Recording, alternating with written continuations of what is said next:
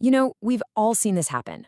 A really brilliant public health program starts up, it makes a huge difference, and then poof, it's gone the second the funding runs out. So what's the deal? Why do some programs thrive for decades while others just fade away? Well, I'll tell you, it is definitely not an accident. Today, we're going to break down the actual science of building public health programs that are made to last. So here's our roadmap. First, we'll get right into the heart of the problem. Why do good programs fail?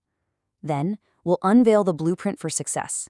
After that, we'll talk about how to manage forces both inside and outside your program, figure out who the leaders are that make this all happen, and finally, we'll put all the pieces together so you can build for the future. All right, so let's jump right in with that big puzzle. Why do so many great programs just fail to stick around? I mean, this is the question that probably keeps public health leaders up at night, right? You have these effective, well-intentioned programs, and they just so often seem to disappear the moment that initial grant money dries up. This isn't just some academic question, it's a super frustrating reality that hits real communities hard.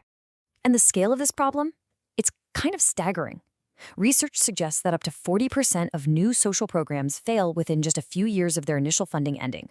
40%. That is nearly half of our best efforts just gone.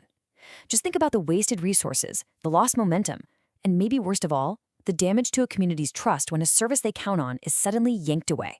So, to solve this, we've got to think beyond just chasing the next grant. The key idea here is something called sustainability capacity. Now, in plain English, it's just about having the right systems and the right processes already in place. It's the ability to use all your resources, not just the money, to keep effective, evidence-based work going strong for the long haul. And here's the most important part. Capacity isn't something you just have. It is absolutely something you have to build. Okay, so if capacity is our goal, that leads us straight to our sustainability blueprint. This next part is all about the how, the actual framework for building it. Luckily for us, we are not starting from zero. A team of researchers led by Shell really did the heavy lifting. They looked at a ton of literature and talked to a bunch of experts to create one single, clear, and really actionable blueprint for building programs designed to last. And that's the model we're going to unpack right now. And here it is. This is the heart of their work, the 9-domain sustainability framework. I want you to think of it like an engineering plan for your program. Each one of these 9 domains is like a critical support beam. If you neglect just one of them, let's say you ignore political support or you don't do communications well, the whole structure gets wobbly and could totally collapse. So let's just quickly run through them. You've got your external-facing domains, things like political support, funding stability, and partnerships. Then you have the internal mechanics of your program. It's organizational capacity, how you do program evaluation, and your ability to do program adaptation. And finally, the strategic pieces that tie it all together: communications, measuring your public health impacts, and of course, strategic planning.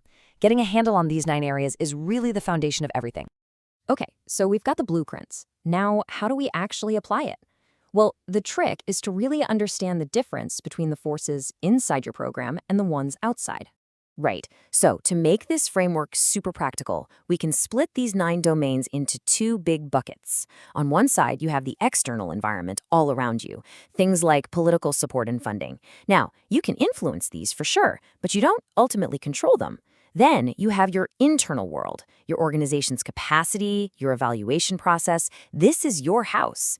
You can and you absolutely should control what happens inside. Knowing that difference, that is the key to a smart strategy. Let's make this real, starting with those external factors. Think about political support and funding stability. It's probably no surprise that these two are almost always tied together. One usually follows the other. Okay, take the Pick a B40 health screening scheme in Malaysia. It's a fantastic program, it works really well.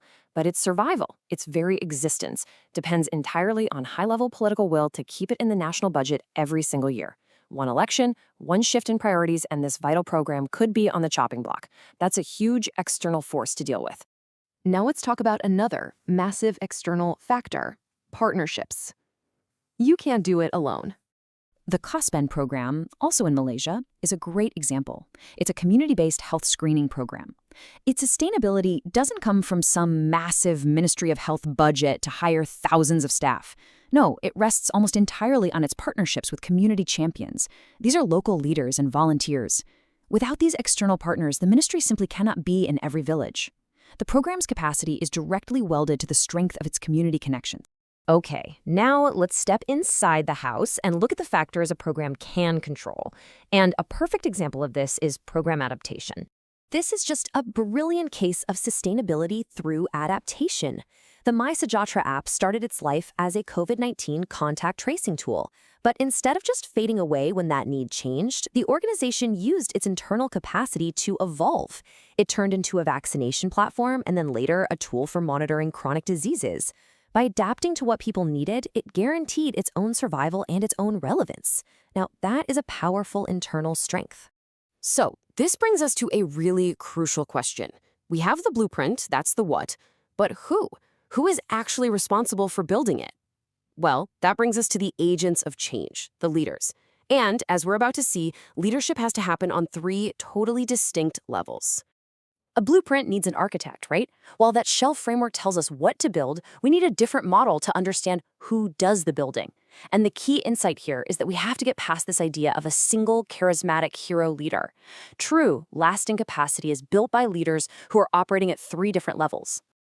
And here's the deal. Leadership is a multi-layered system. First up, it starts at the individual level with passionate champions, like a really dedicated district health officer who inspires their whole team. But that's not enough. You also need the institutional level, the hospital or the health department that actually has processes to support and develop those leaders. And finally, you need the system level, where the health sector actively works with other sectors like education and housing to tackle the root causes of health problems. All 3 of these levels have to be working together. Okay, time to bring it all home in our final section.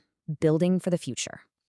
And this is really where it all clicks into place. Real, lasting sustainability requires connecting the who with the what. It means you need leaders operating at all 3 of those levels to be intentionally and strategically building capacity across all 9 of these domains. One framework is your blueprint, the other is your construction crew. You absolutely need both to build something that's going to last. This really brings us to the single most important thing to remember. If you write down one thing, make it this. Sustainability is not an accident. It is a capacity that must be built. It demands active, deliberate, hard work. It requires leadership, and it requires a plan. And so that leaves us with one final challenge for you. Think about your own organization or a program you know really well, and look at it through the lens of this 9-part framework. What is its weakest link? Is it the funding? Is it partnerships? Is it your internal ability to adapt? Because identifying that weakness, well, that is the first and most crucial step toward building a program that truly lasts.